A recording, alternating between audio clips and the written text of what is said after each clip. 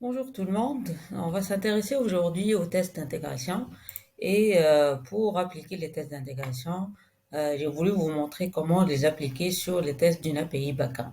Comme ça, on va apprendre en même temps comment tester une API backend écrite avec un Node et comment appliquer les tests d'intégration. Rappelons qu'est-ce qu'un test d'intégration.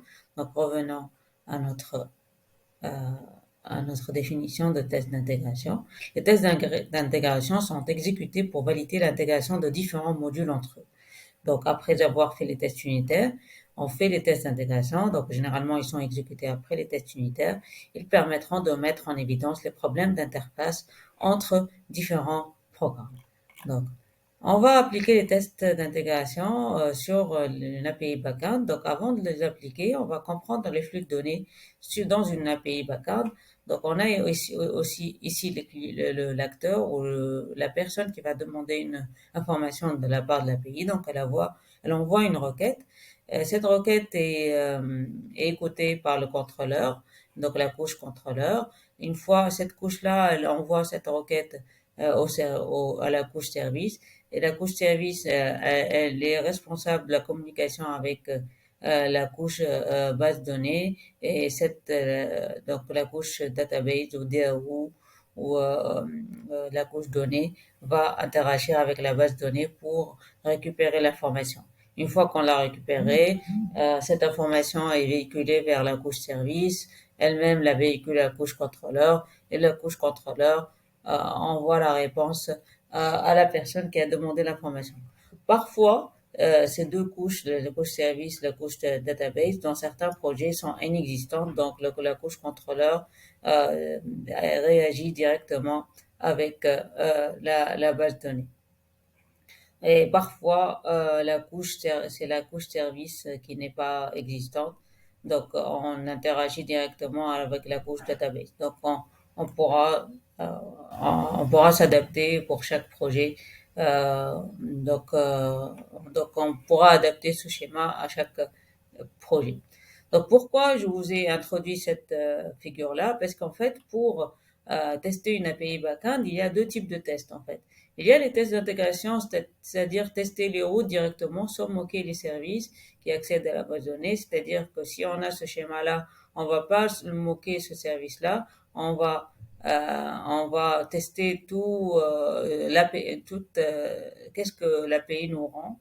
On va juste moquer, par exemple, les données de la base. Je vais vous montrer comment faire le mock de la base de données soit, soit faire des tests unitaires, c'est-à-dire tester les routes en moquant les services. Et là, on va moquer toute cette partie-là. Et donc, on va juste tester le fonctionnement, en fait, euh, comment dire, euh, le, le fonctionnement procédural, c'est-à-dire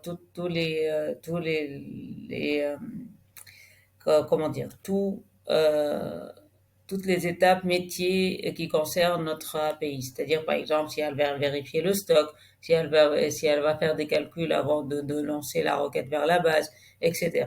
Donc, dans notre cas, nous allons nous intéresser aux tests d'intégration, c'est-à-dire, on va tester les routes directement sans moquer les services, et comme ça, pourquoi c'est plus intéressant de de faire des tests d'intégration au niveau d'une API backend? Parce que si nous écrivons des tests d'une API backend, c'est comme une garantie pour nous développeurs de backend pour dire que notre API fonctionne et que si elle ne fonctionne pas, c'est la faute de la partie front-end. C'est-à-dire que nous avons déjà écrit les tests pour vérifier que notre API backend fonctionne.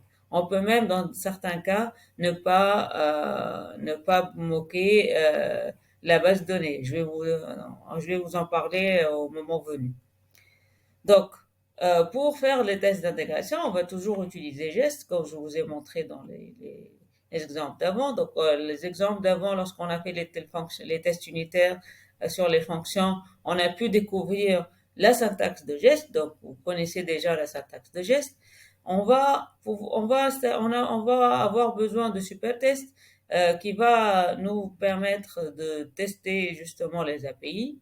Si on va utiliser une base de données Mongo si on utilise une base de données Mongo et qu'on veut moquer cette base de données, on doit installer MongoDB Memory Server qui va jouer le rôle de serveur Mongo en mémoire. Donc, c'est des informations temporaires qui vont être utilisées pour la partie test qui vont disparaître lorsque les tests sont finis.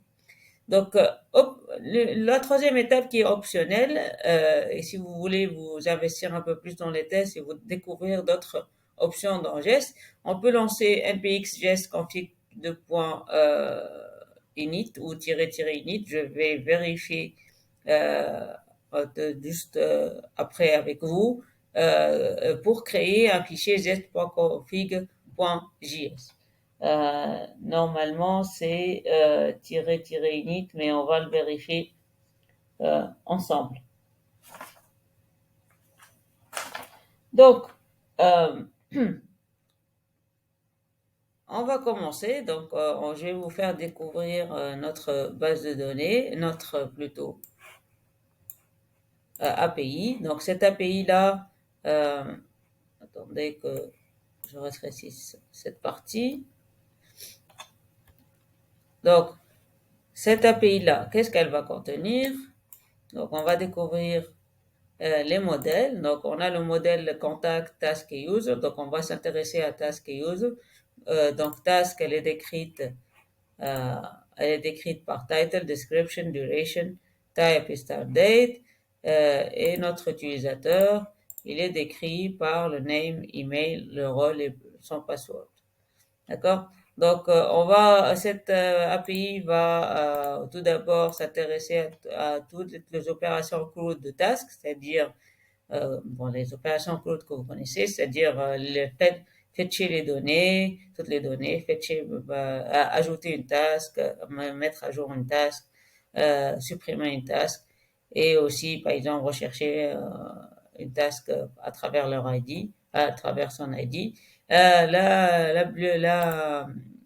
Pour le user, on va aussi faire le CRUD, mais on va surtout s'intéresser à comment euh, fetcher les users qui sont protégés par un middleware qui permet qu'à l'admin de fetcher ces données-là. Donc, je vais vous montrer comment tester justement une API qui est protégée par un middleware d'authentification. Donc, les routes qu'on a pour les tasks, donc, c'est les routes suivantes. Donc, la première, c'est pour avoir toutes les tasks. La deuxième, c'est pour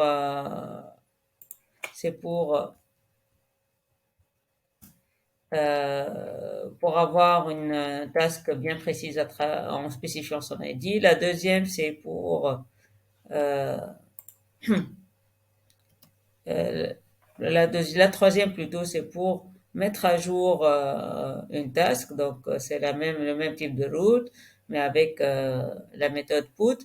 La quatrième, c'est la route pour le delete, donc pour supprimer une task. Donc, on va commencer. Donc, on a déjà installé dans cette version-là que vous trouvez sur GitHub. Donc sous le nom de Node API. Donc on a déjà installé Supertest. Non, c'est pas encore installé, donc on va l'installer ensemble. Je vais l'installer en off après, donc je vais juste vous montrer qu'est-ce qu'il faut mettre dans le terminal.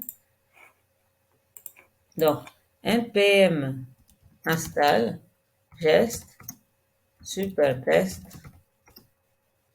et le fameux Mongo Memory Server. Donc, je vais lancer l'installation. Entre-temps,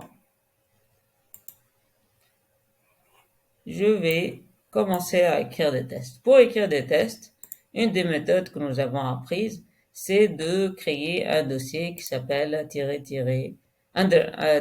bas du 8 test bas. Donc, on va créer ce dossier-là, pas au niveau de route, mais à l'extérieur. Donc, tests, voilà. Et dans ce dossier-là, on va ajouter tasks euh, test.js. D'accord. Entre-temps, l'installation a été appliquée,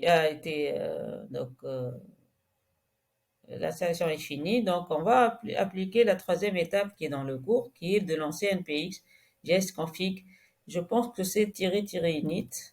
Je vais le vérifier tout de suite. Je vais mettre quand même config le point init pour voir si ça fonctionne. Ça fonctionne pas justement, donc euh, je pense que c'est comme ça. Voilà. Donc, si vous allez appliquer npx gest-init, il va vous poser des questions. Donc, est-ce que vous voulez ajouter un script au package JSON? On va lui dire oui. Est-ce que vous utilisez TypeScript? Non.